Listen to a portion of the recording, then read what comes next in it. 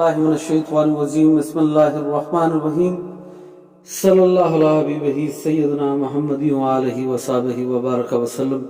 یا اللہ اپنے صرف نور اور صرف علیم سے مدد فرما تاکہ عرض کر سکوں۔ کسی کا ایک سوال یہ ہے کہ صراط مستقیم سے کیا مراد ہے اور صراط مستقیم پہ چلنے والے لوگوں کی کیا علامات ہیں، کیا نشانیاں ہیں؟ تو اس کا جواب یہ ہے کہ قرآن اور حدیث کی روشنی میں پہلے تو صراط مستقیم یہ ہے کہ سیدھے راستے پہ چلنے والے لوگ،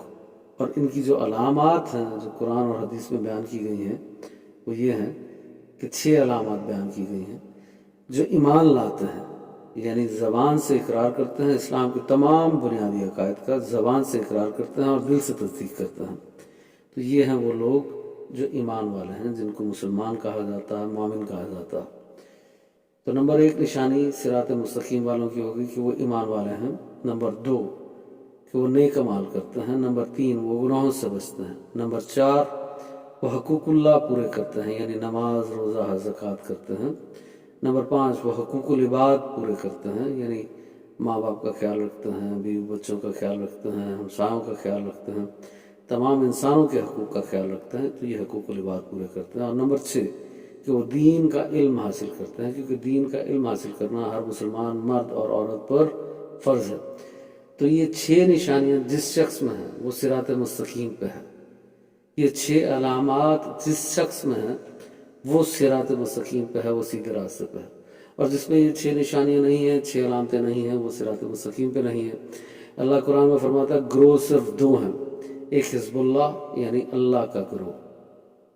اور ایک حزب الشیطان یعنی شیطان کا گروہ۔ جس میں یہ 6 نشانیاں ہوں گی وہ اللہ کا گروہ ہے، جس میں یہ 6 نشانیاں نہیں ہیں وہ شیطان کا گروہ ہے۔ ایسے راستے بھی 2 ہیں، ایک صراط مستقیم سیدھا راستہ جو جنت کی طرف جاتا ہے، جو اللہ کی طرف جاتا ہے، ایسے دوسرا راستہ ہے جو دوزخ کی طرف جاتا ہے اور شیطان کی طرف جاتا ہے۔ تو گروہ بھی 2 ہو گئے اور راستے بھی 2 ہو گئے۔ ایسے ہی مخلوقات تو اللہ نے بہت پیدا فرمائی ہے، پر 2 مخلوقات ہیں جن کا حساب ہوگا، ایک انسان اور ایک جن۔ تو ان 2 کا صرف حساب ہونا۔ ایسے اختیار بھی صرف 2 قسم کے دیے گئے ہیں، ہر قسم کا اختیار نہیں دیا گیا انسان کو اور جن کو، صرف 2 قسم کا اختیار دیا گیا۔ ایک اختیار یہ ہے کہ ہدایت کا اختیار دیا گیا، ایک گمراہی کا اختیار دیا گیا۔ چاہے تو آپ اپنے اختیار سے نیکی کریں، چاہے تو آپ اپنے اختیار سے گناہ کریں۔ تو گروہ بھی 2 ہو گئے، راستے بھی 2 ہو گئے، اختیار بھی 2 ہو گئے، اور مخلوقات بھی 2 ہو گئیں جن کا حساب کتاب ہے۔ تو خلاصہ کلام یہ ہوا کہ صراط مستقیم سے مراد ہے سیدھا راستہ، اور سیدھے راستے والوں کی علامات 6 ہیں کہ وہ ایمان لاتے ہیں، نیک اعمال کرتے ہیں، گناہوں سے بچتے ہیں، حقوق اللہ پورے کرتے ہیں، حقوق العباد پورے کرتے ہیں، اور دین کا علم حاصل کرتے ہیں۔ اگلا سوال یہ ہے کہ انعام یافتہ لوگ کون ہیں؟ تو سورۃ نساء میں اللہ پاک نے فرمایا انعام یافتہ لوگ جو ہیں وہ انبیاء ہیں، صدیقین ہیں، شہداء ہیں اور صالحین ہیں۔ تو تمام انبیاء، چاہے وہ بنی اسرائیل کے ہوں چاہے وہ بنی اسماعیل کے ہوں، تو وہ سارے کے سارے انبیاء جو ہیں، کم و بیش 1,24,000 انبیاء، سب کے سب انعام یافتہ تھے اور ہیں، وہ اور ہمیشہ انعام یافتہ رہیں گے۔ ایسے ہی بنی اسرائیل سے اگر کوئی صدیق تھا، کوئی شہید تھا، کوئی صالحین میں شمار تھا، کیونکہ یہ 4 رینکس بیان کیے گئے ہیں نا، صدیقی انبیاء، صدیقین، شہداء اور صالحین، تو ان 4 رینکس میں سے کوئی بھی تھا،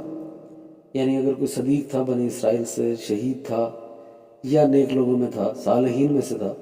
اگر وہ اسی حالت میں مرا، ایمان کی حالت میں مر گیا، تو وہ کل بھی انعام یافتہ تھا اور آج بھی انعام یافتہ ہے۔ ایسے ہی بنی اسماعیل سے یا حضور کی امت سے کوئی بھی شخص ہو،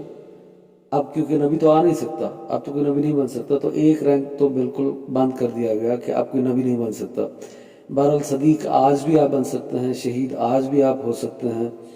اور صالحین میں آج بھی آپ کا شمار ہو سکتا ہے۔ تو اگر آپ بنی اسماعیل سے ہوں، بنی اسرائیل سے ہوں، یا پھر حضور کی امت سے ہوں، اور آپ ان 3 رینکس میں سے کسی ایک رینک پہ پہنچ گئے ہیں اور حالت ایمان میں فوت ہوئے ہیں، تو آپ انعام یافتہ لوگوں میں شامل ہو جائیں گے۔ ایک اور سوال ہے کہ افضل ترین امت کون سی ہے؟ تو پہلے افضل ترین امت جو ہے بنی اسرائیل کو کہا گیا تھا کہ وہ انعام یافتہ بھی ہیں اور افضل ترین امت بھی ہے، پھر ان سے بہت سی غلطی ہو گئی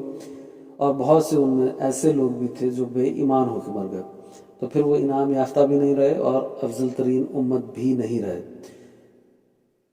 اب افضل ترین امت جو ہے وہ نبی پاک صلی اللہ علیہ وسلم کی امت ہے کہ سورۃ آل عمران آیت نمبر 110 میں اللہ پاک فرماتا ہے کہ تم افضل ترین امت ہو کیونکہ تم نیکی کا حکم دیتے ہو اور برائی سے روکتے ہو۔ یہ کنڈیشن ہے، ایک شرط ہے،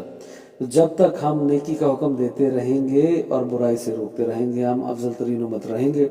اور اگر ہم نے نیکی کا حکم دینا بند کر دیا، نیکی کرنا بند کر دی، نیکی کا حکم دینا بند کر دیا، گناہ سے بچنا بند کر دیا اور گناہ سے روکنا بند کر دیا، تو پھر ہم افضل ترین امت نہیں رہیں گے۔ اب کچھ لوگ آج کل بحث کرتے ہیں اور اعتراض کرتے ہیں کہ جب بنی اسرائیل والے افضل ترین امت تھے اور انعام یافتہ تھے تو وہ آج بھی ہوں گے، تو میں نے اس کا جواب آپ کو پہلے عرض کر دیا ہے کہ جو ان میں سے صدیق کے درجے کو پہنچے، شہید کے درجے کو پہنچے، صالحین کے درجے کو پہنچے اور پھر حالت ایمان میں ہی فوت ہو گئے،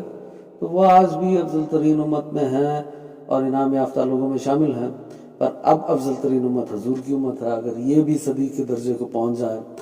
شہداء اور صالحین کے درجے کو پہنچ جائیں، کیونکہ اب تو کوئی نبی آ نہیں سکتا تو اس درجے پہ تو کوئی جا نہیں سکتا، باقی یہ 3 درجے تو آج بھی کھلے ہیں، اگر ان درجوں پہ آ جائیں تو یہ بھی انعام یافتہ لوگوں میں شامل ہو جائیں گے۔ بہرحال افضل ترین امت تو اب یہ ہیں اور اسی شرط کے ساتھ ہیں جو آپ کو عرض کر دی ہے۔ ایک سوال یہ ہے کہ کیا کافر اور منافق کبھی جنت میں داخل ہوگا؟ تو اگر کوئی شخص کفر پہ مر گیا، وہ یہودی تھا اور اسی حالت میں مر گیا، عیسائی تھا اسی حالت میں مر گیا، یا ہندو تھا، کافر تھا، کچھ بھی تھا، اور وہ اسی حالت میں مر گیا، ایمان پہ نہیں مرا، تو قرآن نے وضاحت سے بیان کر دیا ہے، بہت سی صورتوں میں وضاحت سے اللہ پاک نے بیان فرما دیا ہے، جو کفر کی حالت میں مرے اور منافقت کی حالت میں مرے وہ کبھی جنت میں داخل نہیں ہوں گے، وہ ہمیشہ ہمیشہ دوزخ میں رہیں گے۔ اور جو ایمان والے ہیں اگر وہ گنہگار ہیں،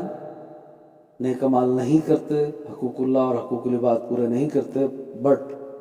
سٹل مسلمان ہیں، ایمان والے ہیں، تو وہ اپنی سزا بھگتنے کے بعد جنت میں ضرور داخل ہوں گے۔ پر اگر کوئی ایسا شخص ہے کہ وہ بے ایمان مر گیا تو وہ کبھی جنت میں داخل نہیں ہوگا، اور یہ فیصلہ اللہ نے قرآن میں بڑی وضاحت سے بیان فرما دیا ہے۔ ایک اور سوال ہے کہ منافق فی العمل میں اور منافق فی العقیدہ میں کیا فرق ہے؟ منافق فی العمل تو وہ ہے جس کا حدیث میں ذکر آیا ہے، اور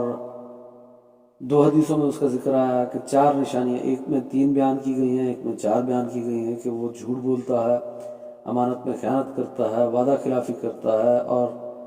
جب لڑتا ہے جھگڑتا ہے تو پھر گالیاں دیتا ہے۔ یہ تو منافق فی العمل ہے، یہ مسلمان ہو سکتا ہے، مومن بھی ہو سکتا ہے، پر اس میں یہ منافقت کی 4 علامات ہو سکتی ہیں، تو یہ منافق فی العمل ہے۔ یہ وہ نہیں ہے جو ہمیشہ دوزخ میں رہے گا، وہ جو ہمیشہ دوزخ میں رہے گا وہ منافق فی العقیدہ ہے، جو زبان سے کہتا ہے کہ میں مسلمان ہوں، لوگوں کو دکھانے کے لیے، اندر سے یہودی ہے، اندر سے عیسائی ہے، اندر سے کافر ہے، اندر سے سکھ ہے، اندر سے بدھ مت ہے، یا کوئی بھی ہے،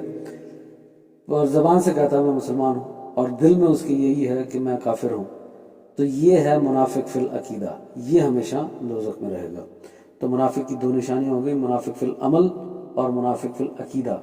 منافق فی العمل تو جنت میں داخل ہو سکتا ہے کیونکہ وہ در حقیقت مسلمان ہی ہوتا ہے، مومن ہی ہوتا ہے، پر اس کے عمل میں کچھ خرابی ہوتی ہے، اس کو منافق فی العمل کہتے ہیں۔ پر جس کے عقیدے میں خرابی ہو، یعنی وہ اسلام کے کسی عقیدے کو نہ مانتا ہو، یا اسلام کے بنیادی عقائد کو نہ مانتا ہو، یا صرف زبان سے کہتا ہو کہ میں مانتا ہوں اور دل سے نہ تسلیم کرتا ہو، تو وہ منافق فی العقیدہ ہے، اور وہ ہمیشہ اللہ کے حکم سے، اور اللہ نے ایسا ہی قرآن میں بیان فرمایا اور فیصلہ کر دیا ہے کہ وہ ہمیشہ دوزخ میں رہے گا۔ آخر میں بس اتنا عرض کرنا چاہتا ہوں کہ شرک کا فتویٰ یا کفر کا فتویٰ یا منافقت کا فتویٰ یا کوئی لانتی ہے اس چیز کے فتوے، ایسی باتیں بغیر علم کے، بغیر تحقیق کے، بغیر دلیل کے ہرگز نہیں کرنے چاہیے۔ کسی کو نہیں کہنا چاہیے کہ یہ گستاخ رسول ہے، منافق ہے، کافر ہے۔ تو یہ ساری باتیں جو ہیں یہ علم سے ہونی چاہیے، تحقیق سے ہونی چاہیے اور دلیل سے ہونی چاہیے، ان چیزوں سے گریز کرنا چاہیے۔ اللہ ہمیں سمجھنے کی توفیق عطا فرمائے اور نیک عمال کرنے کی توفیق عطا فرمائے اور صراط مستقیم پہ قائم رہنے کی توفیق عطا فرمائے، آمین۔